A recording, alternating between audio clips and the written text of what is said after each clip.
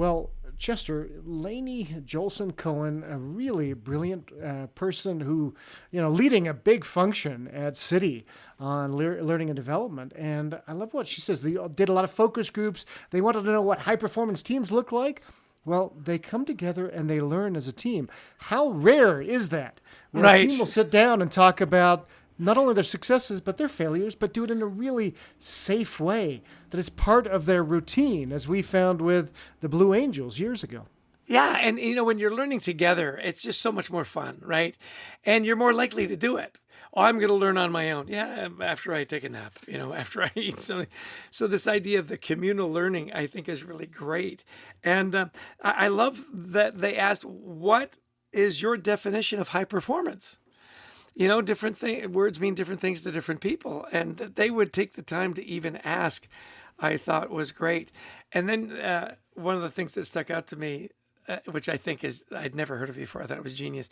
When people want to learn new skills and so on, that they have an experience hub where people post and say, hey, we need some help with this. If you're interested, give us a call. And I'm sure you got to, work it out with your immediate supervisor and stuff. But this idea, again, of this. Love that. Yeah.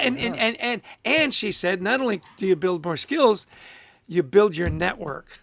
Again, those personal relationships, really smart, just really smart. That's great. Because, you're right. You build a network as well as you're putting that on your resume. I worked on the XYZ project that I did this. What great idea. Another one that really sparked to me was the idea of mentoring. And her story was just so powerful of a manager who took her aside and said, by the way, the questions you're asking, excellent. You're not only getting yourself up to speed, but you're making our whole team better. What a wonderful way to create a safe environment, and made her feel like she was contributing, even though she had really no idea what was going on then. I mean, what a great leader. Right. You don't have to be the expert. Ask a lot of questions. Be curious. That curious keeps coming up again and again. I really appreciated her alumni network. She said, how you exit people matters. We have lots of boomerangers. We have a big alumni network. The way you say goodbye to people says a lot about who you are. And, you and I have both had good and bad experiences in leaving where, we felt like we made a lot of great contributions and then they sort of couldn't get us out the door fast enough. And you think, gosh, what about, the 19 years I spent with you kind of thing. So just to pick a number, random number. Random number. I love that idea. Celebrate the people who are leaving. Because I remember this. I talked to a friend who was a police officer, and he said, if you retire with 30 years on the force, they have this big celebration. You announce on the radio that he says, but if you go into private job, it's like you disappear. Right. You just stop coming in one day. And he says, but I spent 10 years here, but I didn't retire.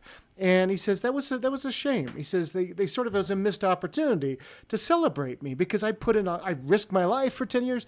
Well, same in business. Are you celebrating the people who are leaving because they've done a lot for you? Yeah. I thought that her 4 tips around knowing your people, staying connected, focus on how they, are connected, inspire people, and value the person. Yeah. She even wrapped up and said, what's the one thing? And she gave us 3. Connect. I was thinking it was like real estate, location, right? Yeah. Stay connected, get to know your people. Here's this monolith financial company, Citi. And yet when it comes to learning, it's make it personal, know your people. Where do they want to be? How are you going to inspire them? Just brilliant. It was inspiring. You can see just the quality of people that, big organization like Citi has in their leadership. You see, wow, Lainey would be somebody that, you'd love to work for and work with if you were there. So, hey, big thanks to Lainey for joining us today. A special thanks to our producer, Brent Klein, to Christy Lawrence, who helps us find cool and amazing guests, and to all of you who've listened in. If you like the podcast, please download it, share it, tack it up on your bulletin board, whatever you need to do to make us help grow this. And we'd also love you to visit thecultureworks.com for some free resources, including the first chapter of the best-selling book, Anxiety at Work, completely free, Chess. If it's free, it's me. I really appreciate that, Adrian. And of course, we love speaking to audiences around the world, whether it's in person or virtually, on the topics of culture, teamwork, resilience, and mental health.